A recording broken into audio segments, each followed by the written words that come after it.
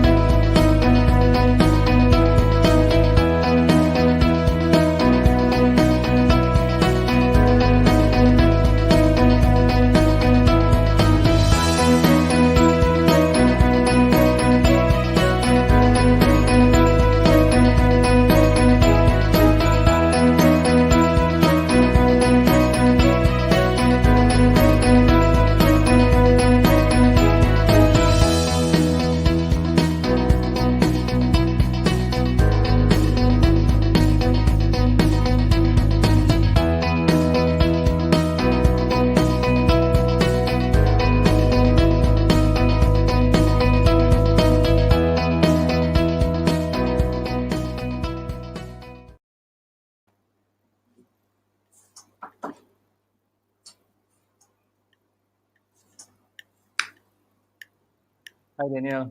Welcome back again. Hello. So again, friends who have just come in, here we have Daniel Cerventus, seasoned entrepreneur. He's also the founder of TEDxKL, one of the largest TEDx in the whole world. Okay, they have typically 5,000 audiences, and they have like two times about 10,000 in the waiting list, right? Definitely would like to hear a little bit more about TEDx later on in the show. But today we are here to talk more about his experience in building entrepreneurial ecosystems. So Daniel, how did you actually get started with this whole entrepreneurship journey? My entrepreneurship journey is actually very weird. Strangely, it started with Hello Kitties.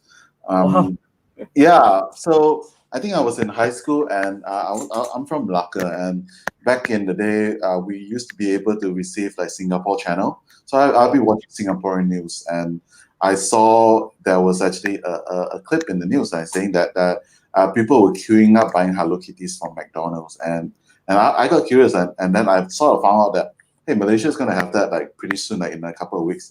You know what I should do? I should just like go and just like buy a whole bunch of Hello Kitty, and like I didn't know back then that was actually probably one of my first entrepreneurial venture back then. So there were 5 set of Hello Kitties. I bought a lot of the first two. Wait until the last 2 weeks when they were launching the last two, and then people want to collect the set. They can't collect the first two, and then I Right. then I was actually on various online forum trying to sell it. My average cost is like 15 ringgit because it's like 9.99 for the cat, 4.99 for the burger.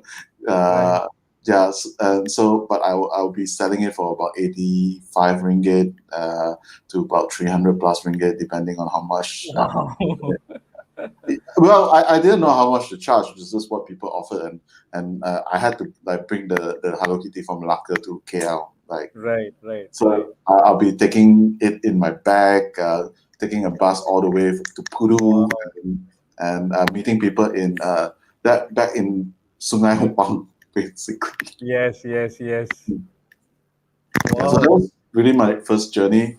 My first official journey actually start in MMU. We wanted to build a car portal, basically, and MMU was good enough to actually fund it. So actually, it was the first company that MMU funded. It failed miserably, but it's actually where I first got started in terms of understanding about startup, understanding about entrepreneurship, and etc. Over the years, I've done various stuff like consulting people and started an education tourism business, which I have exited, and I think that dovetailed to the point that I have met you in thing that we have done like back in 2007 and 2009, Barcamp. Yeah, Barcamp. Yeah. I yeah. remember that one. So how was your, experience like dealing with you were saying educational tourism. So that was actually quite weird because I wanted to be a portal. Sorry, I want to be a portal. I thought like, hey, this is like you want to do some kind of e-commerce. You can shop for your Right. courses and etc. My investor back then had it's a philosophy I sort of adopt, but he mentioned before this that if your business is not making money, it's not a business. Like, Okay. and so we end up doing this thing called do summer camps for students over the Middle East. We brought them over to Malaysia. We had a few universities that were partners, and Right. after the summer camp, we sold them the opportunity to actually so they come here to learn English or some short courses, and we Right. show them the opportunity to actually study in Malaysia, and so we get a commission from the university from that. So that was early days. I realized that after doing it for a while, I realized that I prefer to do stuff about technology. So I told my investors that hey, I don't think I want to do this anymore, and the company is quite well off. Buy me out, and yeah, and that's when I'm started to do a lot more stuff actively over in the Malaysian community, basically. Right. Right. So you started Barcamp in 2007, if I'm not mistaken. Yeah, I think that was 2007. I cannot remember exactly. It was actually one of my buddy slash mentor said, like, "Hey, we should do something for Malaysia," and then we couldn't figure out what to do. Then that we found that hey, there's this thing called Barcamp. let's do something similar in Malaysia. It was basically a period of time that I was trying to solve my own problem. I do not know many people in the ecosystem, so I thought that, hey, let's just do something to meet various people, and it'd be fun, like it'd be a cool thing. And the first Barcamp was in iTrain. iTrain over in Filio over in Ampang. I'm not sure Right, exactly right. where you are. Yes, yes. Yeah, yeah, Yeah. and that was the very first one. We did a few of it, and it sort of grew to about like close to about 1,000 people attendee. Within the few couple of years, we end up doing it.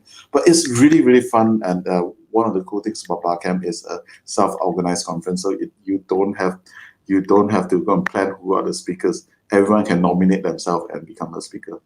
Right, right, right. Yeah. Okay. So what is Barcamp about? Because I think a lot of fellow entrepreneurs here probably missed that time. So maybe you can just share what is Barcamp.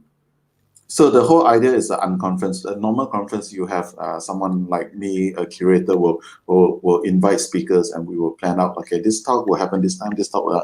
Barcamp, what we do is we open up. Everyone write their talk, their proposal of their talk on a post-it note, and the other participants who are not planning to give a talk, or even whoever, were given stickers or what to vote on it. So the talks that got the most votes get allocated a room. Right. Okay. So So it's like that's social. It's like social media before. It's like social media before social media.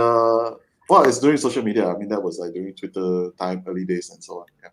yeah.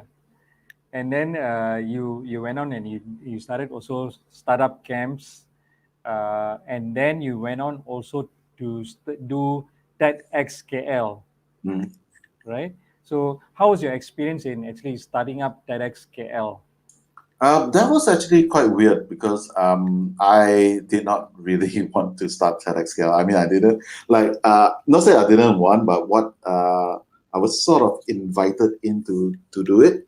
Right. So I have a friend who actually was working with TED at the point in time, and she was like, "Hey, I know you're very free. I know you're doing some community stuff. We're pioneering this. Do you want to be one of the first few?" And TEDxKL essentially was license number 36. Like we were Wow. very early on. I think we were probably the second or third license in Asia or Southeast Asia. Okay. Yeah, and yeah, TEDxKL. So the first one we thought like, hey, I know what TED is. I've been a fan of TED for a long time because that's one of the places that I know that my personal heroes will be hanging out, and it's like this invite only conference. So I thought like, hey, let's just gather like-minded people and let's just do stuff, and let's get them. The very first time we had a few. We were quite lucky. We had the late Yasmin Ahmad being one of our very first speakers, and she also Roshan Tivan was actually one of our very first speakers in Right. this group. Right. Yeah, and so that became something that we end up doing because after that we realized that this is something that Malaysia needs, and we felt that this is something that Malaysia need a different outlet to learn about cool things Malaysians are doing, or cool ideas that are coming from Malaysia, because like I'm a big fan of our country, and I'm very optimistic about the different potential that we can have, and I have seen it, that's why I'm so optimistic about it. And yeah, so TEDxKL is essentially a way to allow our audience to discover Malaysians that are doing really amazing stuff, whether they are locally or abroad. Right. Right. And how did you actually, you and your team, how did you actually grow it to right now about 5,000 audience and about a 10,000 waiting list? How did that happen actually?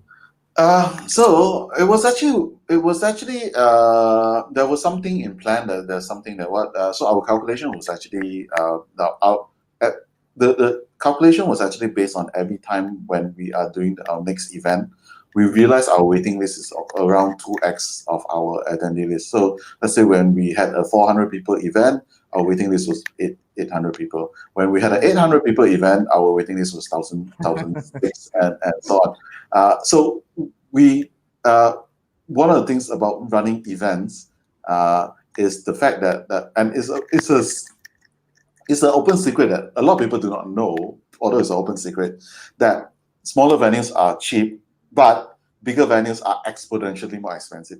And the reason is because if you want to find a place to host a 50 people event, yeah, you can, like, just a toss, any cafe, you can do it. If you want to do it 100 people, it's a lot harder. Then you want to do a 300 people event, it's a lot harder. That your event, the amount of event space become less. Then like 1,000 people, it become less and less. Yes, Then yes, very anything true. bigger, it becomes even less and less. So when you reach a point that it's like, oh, 5,000 people, yeah, there's only that. Even KL Convention Center, the plenary hall, can only hold about 3,000 people. So it becomes a lot more expensive because the waiting list goes for a year. So we were actually we took a very logical approach, looking at our waiting list to plan out like our next step. How we do it is actually, I think, good programming and actually good engagement, because it was a place that people came. And we were currently on a hiatus, but we were supposed to be back during 2020. But we took it as a place for people to discover stuff, and the idea of actually discovering new ideas. Well, not even the idea, the process of discovering new ideas and actually serendipitous meeting amazing people, because we will be curating speakers in the audience. So in the audience, there will be speakers, there will be people, there will be refugees, there will be folks from different communities, people that you would never actually meet. And so we'll do activities like, for example, one of the event when Tesla came out with the Model S, like first came out with the Model S, participants of TEDxKL, like some selected participants of TEDxKL, actually get to test drive a Tesla, basically. Wow. Like way before even like anyone else in Malaysia. Wow. So we do stuff that allow people to experience things that they have never experienced. One of the cooler thing that we did was with DG, we actually did a drone flying workshop. And because why DG does it, like, essentially because DG uses drone to inspect their cell towers. Yeah. And so it was, DG was one of our long-term partner, and it was them showcasing what are the techs they did and stuff like that. So like we are opening up a world of Malaysia that most Malaysians have never seen before. Right. Yeah, I never knew in TEDxKL you had all those kind of opportunities. That's the first one I'm hearing. I haven't heard about that in other TEDx's. Because at the end of the day, for us, TEDx is actually three different components. Most people will only identify the talks on stage because those are the things that you see on YouTube or etc. But actually, there's the experience of actually being among the audience. So we work with Barista Q Asia to facilitate the largest coffee tasting experience in the world. 2,000 over people get to taste 5 different samples of coffee, and they get to rate it, and they learn about coffee. Daniel Liu was actually instrumental in that. So the other thing we actually end up doing is also getting our past speaker to do workshops, like exclusive workshops. So because like when the past speaker are not familiar with what's ever happened, the current attendee are not familiar with who are the past speakers, they can actually go to some of the workshops and actually learn what they are doing, essentially. So it's like a continuous, like a ecosystem where people can see the past and the present also. Yeah, but it's actually opening an eye into the future of what is possible. So that's what we represent a lot in terms of what TEDx could be. Right. Yeah, TEDxKL. So when is going to be the next event of TEDxKL? We are in a height of COVID, so I really cannot answer. It was actually in 2019, we were in the midst of actually producing it again. We were in the midst of actually getting it started again. We definitely have online stuff, but it's very different from actually attending it in person. So like have to check with COVID, like when it's safe, because I do not want to put like my audience at risk in terms of this. Yeah. Definitely. Has any of the TEDx done it in the online format so Yeah, far? we have actually. Last year, during the initial phase of COVID, we did a few online events. One of the things we did together with a couple of the regional TEDx is actually host I think 1,000 people TEDx workshop among regional organizers, like from New Zealand all the way to Afghanistan. Like that was the strange time zone, and that lasted for 9 hours with like 90% retention rate. Wow. That's interesting indeed. So you started this group, this big giant Facebook group, 35,000 plus, called Startup. 37,000. 37,000 already. Yeah. Just I think about 2 days ago, it was about 35,000 something, right? So Mhm. this is the Startup and Entrepreneurs group, okay, in Facebook. Mhm. That's where I'm also involved with one of the group members. I think it's very active. How did you actually start up this group? Thank you very much for actually being involved in it, and I think the group will never be where it is because of the community, and I think like I have the community to thank the whole thing. So like my role as the admin and moderator of the group is to try to do my best to serve the community. The group started strangely 11 probably about 11 years ago.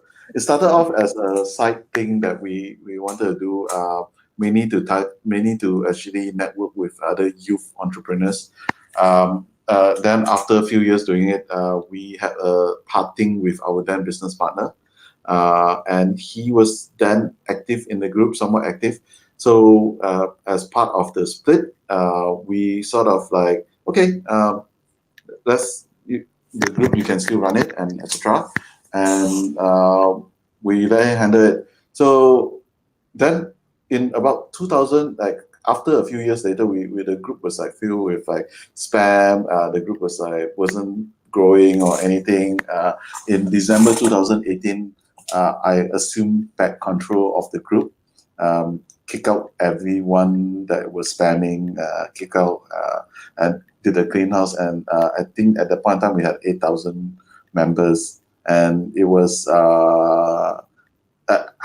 I want to say I kick out 2,000 over people, but I cannot. I do not know. It was just one of those things like, oh, spam block, spam block, spam block, spam block. So I really do not know. But I know we grew that number from 6,000, 8,000 group to now like 30,000 more people than that. So in a span of like about 2 years actually. So 2 years like that. So it's actually quite interesting to see the growth of the group. Basically. Yeah, you were saying it's growing at about on average about 1,000 people in a week.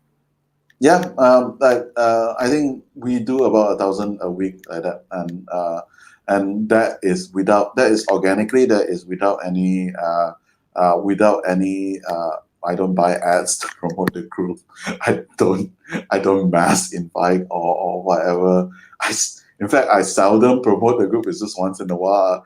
Once in a while, I will just plug the group at like some other groups that I'm involved in. But I seldom promote the group, and so it's been really fun actually. It's like I've learned a lot. I learned a lot from the group itself actually, and whichever I think that I know every time like I'm always surprised with the ingenuity and the dedication and the passion of the folks in the community that like those guys are the real hero. Yeah, and I think you Like, got a including yourself, man. strong. Thank you. I see you got a very strong group of admins who are moderating the group very well, right? I think you've selected them very carefully. What do you see the group growing into in the next few years? I think I don't want to look in next few years. I think that my last year is basically this. Last year, what we did was because we did a lot of live streaming, and the reason why we end up doing a lot of live streaming is because that was the first lockdown. That no one knows what's going to happen. No one knows when the lockdown is going to be lifted or whether they can work or businesses so on. And as much as we deal with a lot of startups in the group and a lot of online businesses, one of the issue is there's also a lot of business that are impacted because like they rely on food walk-in customer. If they are F&B, majority of their businesses is actually people dining in, and Right. if there are gyms or etc., like they can't open, and a lot of them having anxiety and also a lot of stress, like how are they going to survive? And especially there are a bunch of people reaching out and say like, oh, I only have like 2 months in my bank. I do not know I can pay my staff, or Right. I only have like the worst I heard was someone had 2 weeks in their account. I'm like, so we end up inviting a whole bunch of interesting folks that have been through different crises and to share. So, for example, we had the third, and I think he's the third employee of Facebook, Noah Kagan. Right. So Noah is a good buddy of mine. He's also the founder of AppSumo. Noah is fantastic. So Noah came in and shared. We have New York Times bestselling author Chris Gillebo, who is a startup. Basically, he runs like side hustle school. He does a whole bunch of different stuff. Like Chris is amazing, sharing about how do you validate your side hustle and businesses. We had Potter Arisman. Potter was basically he works under Jack Ma back in the day. He was the SVP of communication for Alibaba.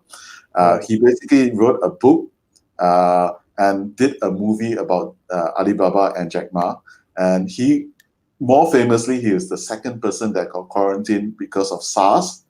And SARS is actually pivotal to Alibaba's success. Because of SARS, they learned how to innovate and grow. And some of their biggest successes actually came from that crisis. So because of that crisis, they actually celebrated Alibaba Day in 13th of May, actually. I could get that wrong. Jack might kill me, but yeah. Alibaba Day is where they celebrate their triumph over SARS. How the whole company come together and how they grow. So we got in a lot of different people all around the world to share with our friends in Malaysia. But answering your question, the growth, what we want to do for this year. This year our focus is actually Malaysia, looking at global, because I think Malaysia has so many game changers, so many amazing entrepreneurs, and we are always underselling ourselves. And why am I saying that? 123RF. Do you know that company? Yes, I'm a subscriber of them. Do you know they are a Malaysian company? Yeah, I got to know much later actually. They are the third or fourth largest stock image company in the world. Yeah. CoinGecko is one of the largest crypto tracking site in the world. If I number didn't know one, CoinGecko is from Malaysia. Number one, number two, PictoChart. Like there's so many amazing entrepreneurs coming in from Malaysia that are actually based in Malaysia, and I think recently there was articles like, hey, how come all these Malaysians succeeding abroad? I'm like, no, dude, there's so many Malaysians that are succeeding here. You're just not hearing about it yet, or you're not familiar with it. And I'm fortunate enough to be able to see some of it, and I know a lot of these people. I mean, for example, one of the there's actually a guy in Ipoh that does e-commerce, and I think within 9 months make about I want to say $600,000 USD.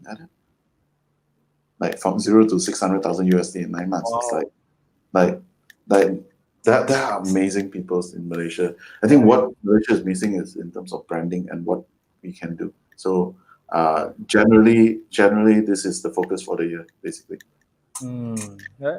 Definitely, it will be very interesting to hear all of these stories. And the part of the reason I'm showing these stories is like I want to showcase, like, look, it's gonna be it's the same thing that you were the same thing if you're gonna build something in Malaysia. Yeah, you can also start building stuff that can scale abroad. And there's a YouTuber, I'm not sure if you know his name.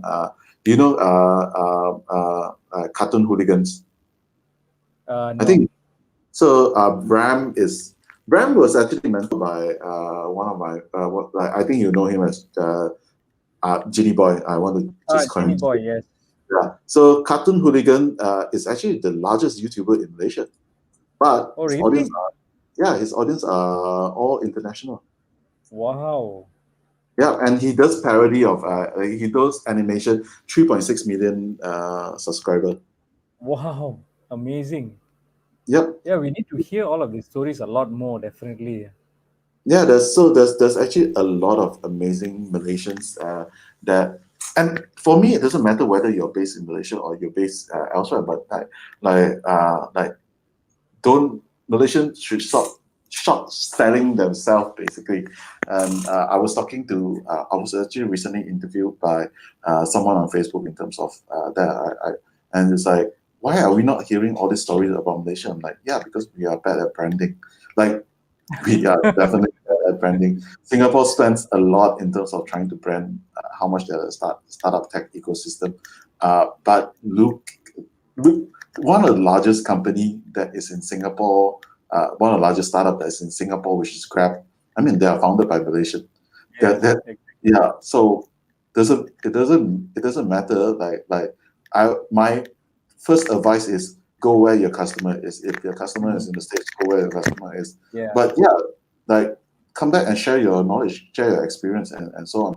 So Mm, there are really a lot of amazing people out there in Malaysia and all around the world from Malaysia that are doing so much amazing work. And right.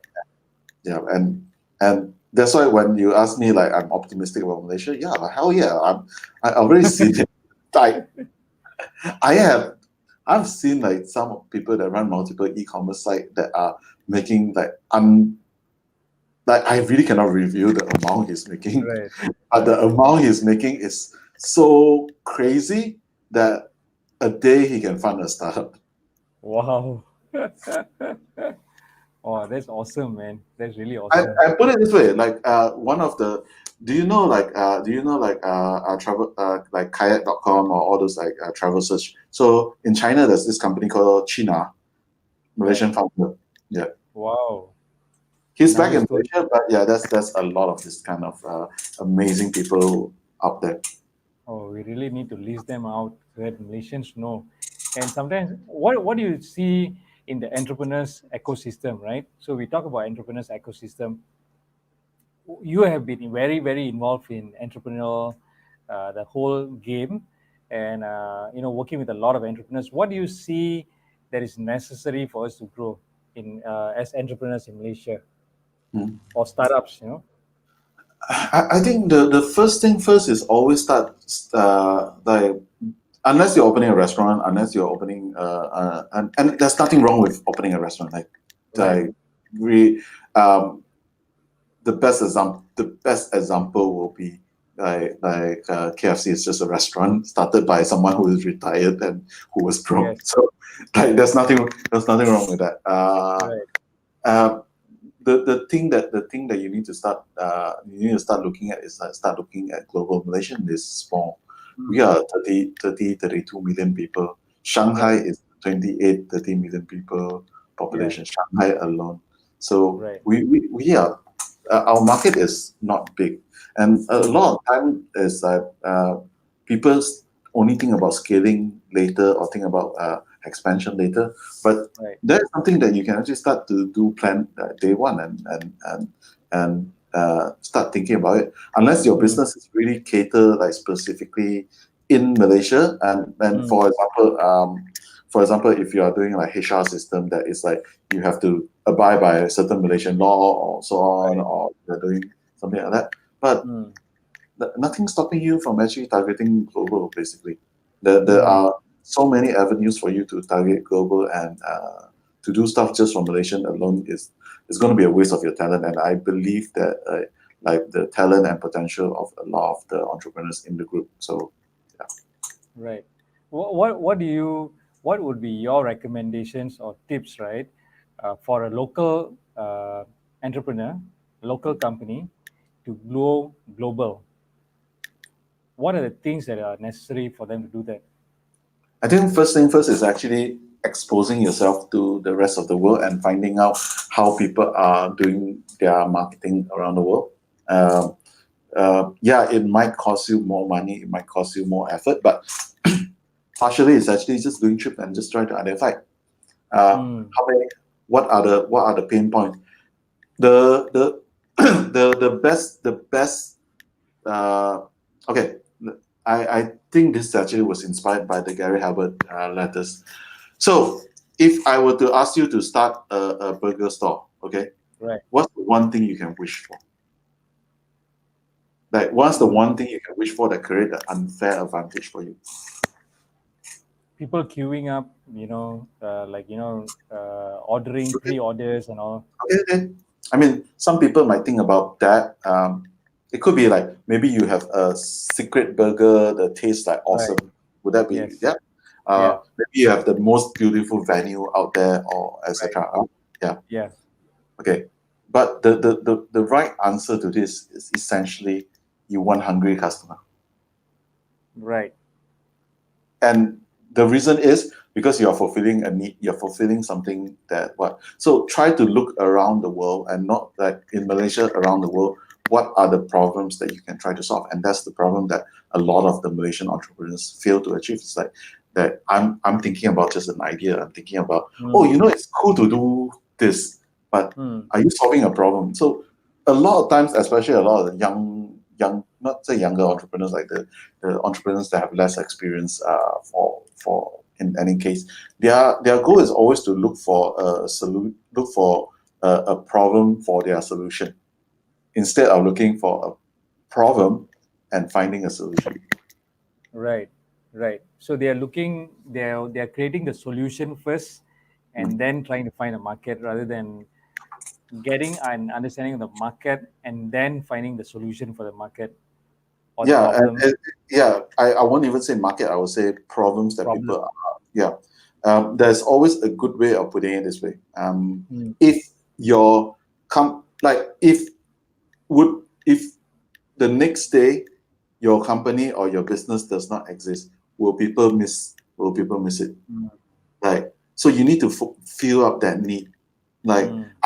I don't even know whether if the entrepreneur group does not exist, like, Right. yeah, like it's like people, yeah, people will complain a bit, but there'll be other groups and so on. You need to fill a need that people are on. And part of the reason why we believe that the entrepreneur group at the moment is growing fairly well, because we are solving the problems of the entrepreneurs over in Malaysia. We're trying to give them an outlet, a place to learn and to grow, and to be in a safe space for people to share resources and connections and so on. So I noticed, like, in this group, there's there's no spam lah, because I think it's been moderated very well. There's there are no people promoting their stuff, just blatantly. That's something very interesting. Okay. I also noticed in terms of the ecosystem, right? Uh, in at about 2000, in the year 2000, 2002, 2003, and all that, up to 2007 and all, there were not many foreign investors in Malaysia, right? There was just a handful of investors, right? So right now, there are also quite a number of foreign investors who are based here, right? US, Australian, and all, right? So what do you think about the investment climate here in Malaysia? I think first thing first, Yeah. depending on your business, if you can rely without an investor, that's the best. Yes, always. Yeah, I haven't fundraised for a very very long time. Like I don't like there's a very long time, like all my businesses are all self-funded, like, and it's customer funded basically. And it's possible, like it's not impossible. You just need to Right. learn how to scale, be strategic about it, and be resourceful and find ways of doing it. find ways of doing things out there. For example, if you cannot code, yeah, there's a way of doing building site without code. And if you have ways to figure out what you want to do with the most minimum amount of effort to come up with, to validate your business model, to validate whether you are actually solving the problem, yeah, investors will definitely come to you.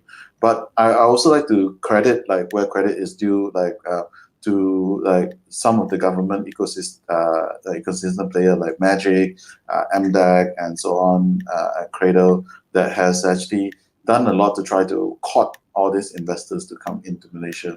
And the investors are currently just looking at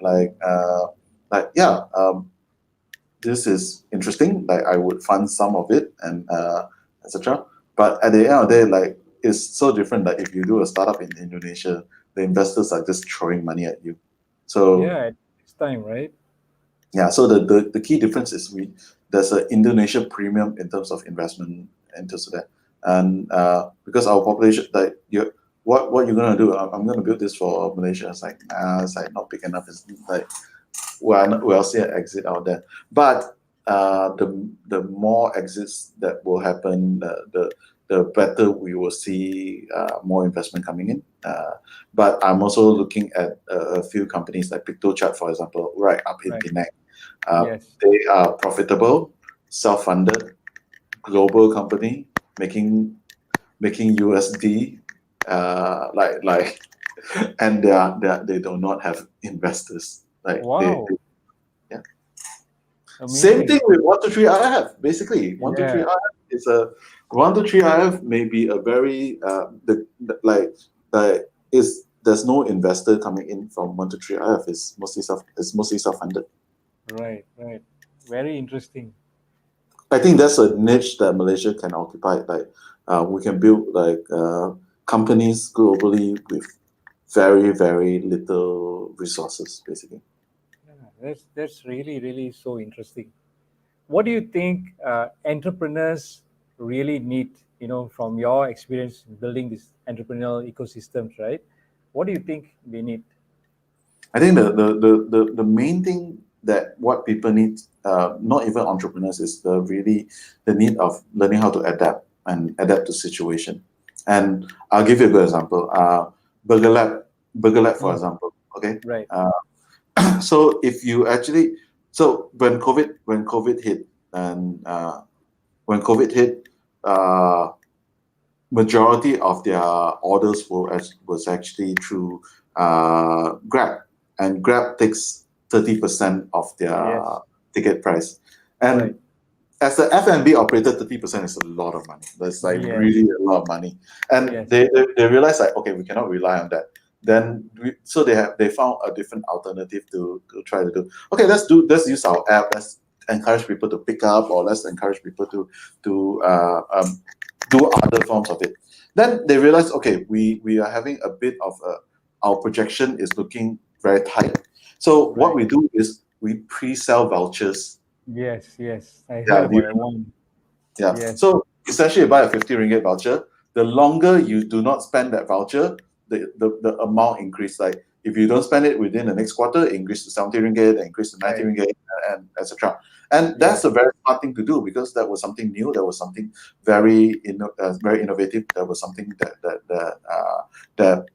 got a lot of people's support, and that helped them to create that buffer basically out there. Right. Another good. Yeah. Oh, Sorry. Go ahead. Oh, another good example would be StoreHub. So StoreHub is a POS system. Basically, it's a POS software that you install on your iPad, and it allows like restaurants or retail shop to have a very affordable cloud POS system. And because of the lockdown, they cannot function and so on. And then they were trying to solve for problems that they solve. So they realized that, hey, the delivery and the delivery fees of Foodpanda and Grab is actually killing a lot of this. Within about 20, I think about 40 hours, they hacked and coded a new delivery platform called Bipit and start rolling out. And the only reason they can roll out is that they actually start working with various partners like Gojek or people with existing riders and stuff like that. Right. Like that, This is the one you mentioned the other day, right? Beep it. yeah, Right? vivid. Look at the turn around is less than 3 days. Wow. That's Like, really fast.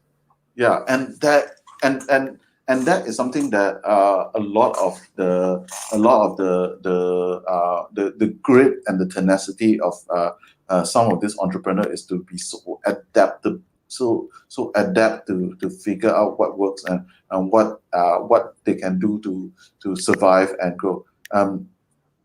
Another good example will be some of the gyms actually. So fly cycle or some of the gyms, you require like bicycle and all this activity, and so what they do is like, okay, we can rent you the bike, we will send the bike to your house, come Oh, come online, and we'll right. do the class on Zoom together.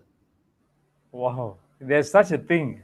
Yeah, there are all this, like isn't that innovative? Like that, like that's, I mean, it's not like, oh, we are building up like autonomous cars or something like that, but that level of adaptability is so amazing that like you die also, this one will survive basically.